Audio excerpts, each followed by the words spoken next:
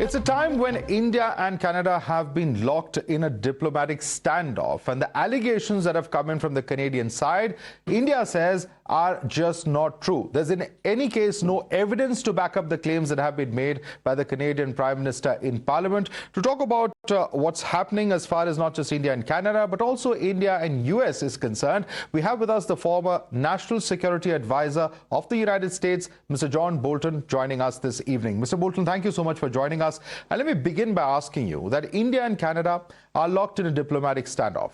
How do you read this situation? Because do you believe the Canadian Prime Minister, Mr. Trudeau, jumped the gun by naming India in a public speech in the Parliament because the words he used were credible allegations about the involvement of Indian government agents in the killing of Hardeep Singh Nijjar, but there's absolutely no evidence to back up that claim? Well, it's difficult to know exactly what Minister Trudeau was referring to. Now, there have been public reports about intelligence, perhaps some supplied by U.S. intelligence agencies. Not that I know anything about it. I'm not part of the government. I'm not revealing anything that that may or may not have happened there. But look, Canada and the United States are part of what is called the Five Eyes intelligence exchange, and it's there's a lot that goes back and forth just on a regular basis without any political overtones. But again, press reports indicate the Canadians have their own intelligence. Why the Prime Minister felt that it was in his interest or Canada's interest to make this public, I don't understand. If it is an ongoing criminal investigation, if there is some prospect that Canadian law enforcement would want to proceed against Indian nationals, I would think you keep that quiet until you're ready to do it.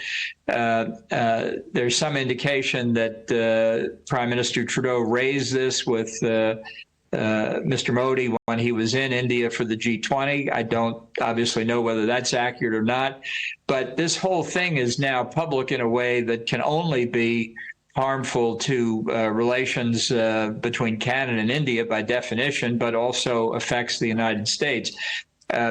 India has flatly denied any government involvement. I don't see any reason to doubt the veracity of those statements. Whether there's anything else involved that may point to Indian officials, obviously nobody can know. But it's precisely because we're operating with a high degree of uncertainty that I think it's not helpful to go public with pretty serious allegations that even if you did have information, you couldn't share publicly. Absolutely. And in fact, I'll come to the Five Eyes intelligence and the implications for all the member countries there, including the United States, in just a moment. But I want to go back to what you said as far as, the public statements that came in during the G20. The point is that at the end of the day, what makes this more curious is the fact that India and Canada are mature democracies and have had close ties historically for decades. Now, while Mr. Trudeau claims that he brought this up during G20, as you rightly mentioned, India had put out a terse statement calling on Canada to act against secessionist elements living on Canadian soil, incidentally threatening Indian diplomats with violent acts as well. Now, the allegation India has is that Canada has been too soft on these elements, even patronized them at times. Do you believe that the Canadians have treated these elements with kid gloves? Because there's a history, specifically in the light of the 329 people who were killed on the Air India bombings in 1982, for which Khalistanis were responsible. 280 were even Canadian citizens at that point of time. So many are saying that there's a history to Canada's soft approach to these elements.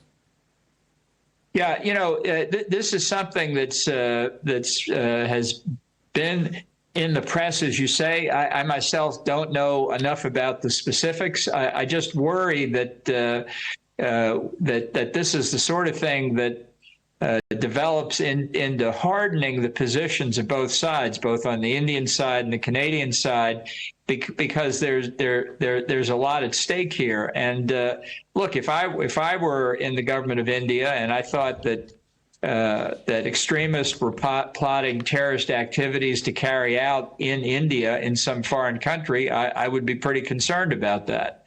And the fact that that now this assassination has taken place it could come from a number of different places. It could be dissent within the pro-independence people living in Canada. It could have some completely unrelated domestic Canadian connection to it, some economic dispute. We don't know. You can speculate about a lot of different reasons for this. And just to say there's credible evidence, look, what if it's disinformation?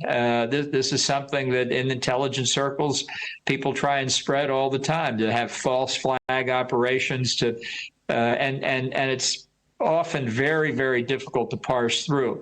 So I certainly don't pretend to have any inside information from the Canadian side or the Indian side. I just don't like to see these things, as you say, between two democratic governments being fought out in the press. And look, I tell you who benefits from this more than anybody else. China benefits from this because they're sowing dissension and they'll try and take advantage of it. And we're in a very difficult time here. And I think prudent political leaders really shouldn't be throwing gasoline on the fire. Right. Very interesting that you mentioned the role of China. I'm going to come to that as well. But there was an article, sir, and since you mentioned the Five Eyes intelligence sharing network, there's an article in the New York Times recently that said that U.S. agencies had provided information to Canada that, quote unquote, provided context to conclude that India was involved. Once again, we don't know what this information is, but given the ties that America shares with India, even in the sphere of counterterrorism, do you see this intelligence sharing about India to Canada by the United States impacting on Indo-US ties as well? Well, I hope it does not have an adverse impact because I think the relationship between India and the United States, from the U.S. perspective, is going to be perhaps the most important relationship we have in the 21st century. But, the nature of the Five Eyes arrangement is very informal, but very extensive. And I think it's entirely possible that information could go, in this case, from the U.S. to Canada without any high-level governmental interference. It's just the normal transfer of the information without really assessing it or considering what impact it might have on India. I think whatever should have been done at that time, perhaps to bring India into the loop, maybe we should have. It didn't happen. But I think that's got to be considered now. And I think, one thing the U.S. Government might consider doing is sharing with India on a very close hold basis what the information was that was given to Canada, and see if there's anything that the Indian government may want to investigate. I mean, let me just be hypothetical here. Maybe there's a rogue actor somewhere in lower levels of the Indian government. Maybe it's a political actor who went on his own to decide to commit this assassination. I don't know. It's possible. Every country's got bad apples that sometimes interfere in the larger political environment. But it seems to me that whatever our sensitivities for our Canadian friends across the border, it's very important that we take Indian concerns into account. And I have an uneasy feeling that the U.S. government has not been as attentive to legitimate Indian interest as we might be. I would just be sure that we're square with India as we are with Canada on this. Well, absolutely. And in fact, that's a very important point you're making, because that's my next question as well. The United States has openly said that it has urged India to cooperate in Canada's investigation. So there are many who are asking, what's the role that US is playing here? And the question comes because India is a friendly country as far as the United States is concerned. And there's a perception gaining ground that America is giving credence to unsubstantiated and unproven Canadian allegations. Yeah. This is exactly why I don't think any of this should be out there in the public domain anyway. It is hard for governments. It's hard for the United States. There's no reason to understand why it wouldn't be hard for India or Canada. Once positions get taken publicly about what's alleged, who did what, and that sort of thing, we're operating in an environment of very inadequate information. And that's a compelling reason why you don't get into discussions about it publicly or make assertions about a case. Normally in the United States, when a government official is asked about a pending Justice Department investigation, the right answer is, well, that's being handled by the Justice Department. I'm not going to comment on it. That's all you need to say publicly. Right. What people say behind the scenes, it's much more informal. You can be more direct, and that's the suitable way to do it. Doing it in public is the wrong way to do it. Right, Mr. Bolton, can I ask you a straight question? Because there are many who are wondering whether political compulsions have prompted Trudeau to make such a remark. He's supported in his coalition government by the NDP, the New Democratic Party, led by Jagmeet Singh, a man who's known to be sympathetic towards Khalistanis. You know, that's a pretty well-known fact in Canada. I think Prime Minister Trudeau is in some political trouble. I think that's another well-known political fact in Canada. And I think he's been criticized by the opposition precisely for making remarks in Parliament where he has immunity that could cause international complications. So I don't. Politicians are what they are, and I don't ever exclude the possibility that there's a political motive here. But that's something that, again, argues for keeping a sensitive international matter like this confidential until we know more about we have more information generally and have a better idea of what actually went on here. Right. You know why I'm asking you this question is that the United States also has certain Khalistani elements living within its territory, but we haven't seen the situation ever escalate to this extent with the U.S. and India. Why is that? And based on your own experience as a former NSA, had India brought concerns about the anti-Indian secessionist activity with the United States in the past? How did the U.S. respond, or how has it responded in your view? Well, I'm not aware from my own experience that it's been an issue. I mean, the United States gives refuge to a lot of people who come to this country. That's how it's worked over the years. They abide by our laws, whatever their private opinions. Then they're living legitimately here, and we don't interfere. But in an age of threats from transnational terrorism, I think it's one of the things we have been enlarging our cooperation about, and I would hate to think that this would become a bilateral problem between India and the United States. Maybe we can learn from this particular incident in Canada by exchanging more information, talking about the nature of this potential threat. But the best way to do that is then through private diplomatic exchanges. And I hope we're doing that now. I'm not aware that we are, which would be a good thing, that they've actually been kept confidential. But that's the way to do it. Right. Also, Mr. Bolton, do you believe there's a compelling case for countries like Canada to review their procedures for granting citizenship and residency rights to tainted elements? For instance, this man Nijjar had multiple cases lodged against him and had even tried to acquire citizenship in Canada on a false pretext in the past to be rejected and then be given citizenship eventually. There are other countries also who have similar concerns. It's not just India. At least Sri Lanka and Bangladesh come to mind. Yeah, well, I don't know the specifics of this particular case, but, you know, in the United States, there's a 7-year residency requirement to achieve citizenship. There is a vetting procedure.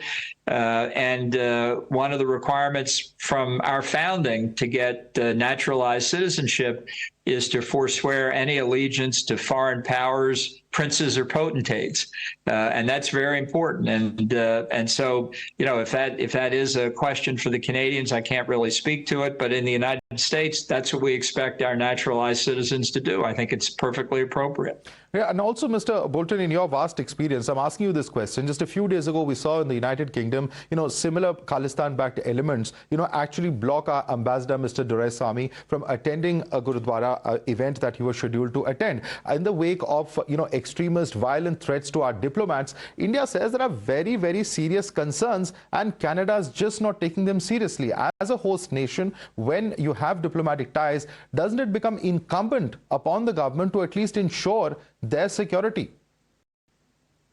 Well, you know, from the perspective of the United States, where we've seen in the case of Iran in the 1979 Islamic Revolution, where they took our embassy personnel hostage, making sure that our people are secure. What we saw in the attack in Libya, in the consulate in Benghazi. I mean, this is something that we take very seriously. seriously. And back in 1979, we benefited from our Canadian friends giving some of our people refuge, helping them get out of the country. So Canadians have had their own experience with it, and it's just a basic principle of diplomacy that the immunity of diplomats is a cardinal rule. And if there's a problem, particularly among friendly governments, they just ought to lay the cards on the table. And I would certainly think the government of India is doing that in both Canada and Great Britain now, and it's perfectly appropriate to do it.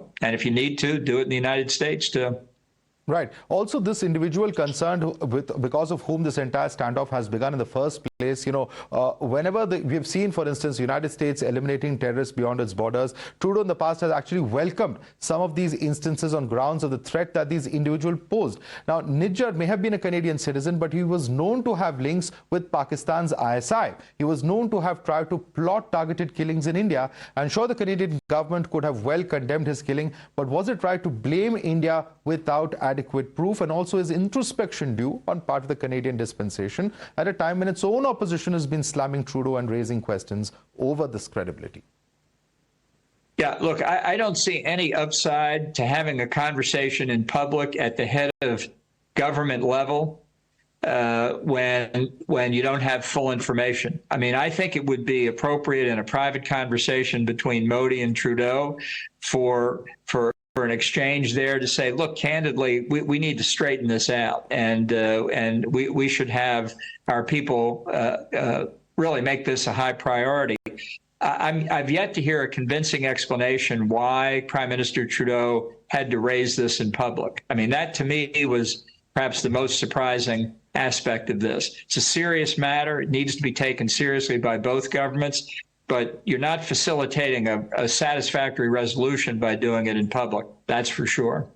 Right. And lastly, sir, how do you see this panning out? Because there are many who are saying that given that America is part of the Five Eyes network that you mentioned, and this network is believed to have passed on intelligence to Canada about Nijjar's killing as well, do you see a scenario now where the Indo-US anti-terror cooperation perhaps could be impacted or compromised by another intelligence alliance, so to speak, that has essentially tried to pass on intelligence about a friendly country? And is there a strong reason now for India to start having trust issues? No, I don't think so. Again, the Five Eyes arrangement is one of the oldest, maybe the longest running intelligence sharing program in the world. It's just reflects an integration of the activities of the Five Eyes countries. There's no malice toward other friendly countries. It's designed to protect us against our adversaries. But I think, as I said before, in the context of this kind of serious matter of an assassination on the soil of one of the Five Eyes countries, that there's an appropriate concern for India's equities here, and I don't see any difficulty in the U.S. government trying to address those and explain what happened. All right, sir. We certainly hope that diplomatically the matter is handled better than perhaps the matter in which Canadian and Indian ties have actually panned out over the past few weeks. And I'd like to thank you so much, Mr. Bolton, for joining us, explaining to us from your perspective of how you see things panning out in coming as well. Thanks so much for your time. Thank you very much for having me.